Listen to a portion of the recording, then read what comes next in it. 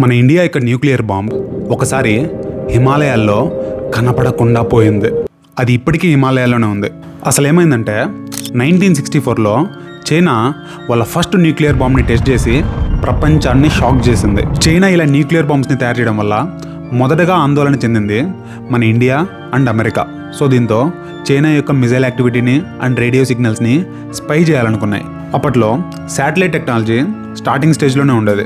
So హిమాలయాల్లో నందాదేవి అనే ఒక మౌంటైన్ని సెలెక్ట్ చేసుకుని దానిపై ఎలక్ట్రానిక్ స్పై స్టేషన్ని అమర్చాలి అనుకున్నారు.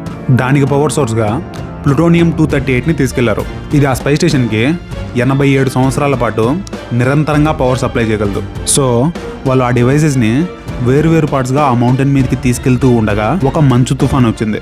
దీంతో వాళ్ళకి వేరే ఆప్షన్ లేక ఆ డివైసెస్ అన్నింటినీ అక్కడే ఒక ప్లేస్లో సేఫ్గా పెట్టి వచ్చేసారు.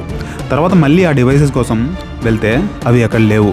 వాళ్ళు ఎంత వెతికినా వాళ్ళకి కనపడలేదు. అది ఇప్పటికీ మిస్సింగ్గానే ఉంది. ఆ ప్లూటోనియం 238 మిగతా న్యూక్లియర్ బాంబ్స్ లాగా ఎక్స్ప్లోడ్ అవ్వదు, కానీ అది చాలా టాక్సిక్. అంటే అది హిమాలయాల్లో స్టార్ట్ అయ్యే నదుల్లో కలిస్తే ఆ నీళ్లు ప్రవహించే ప్రతి ఒక్క నదిని విషపూరితం చేయగలిగేంత పవర్ఫుల్.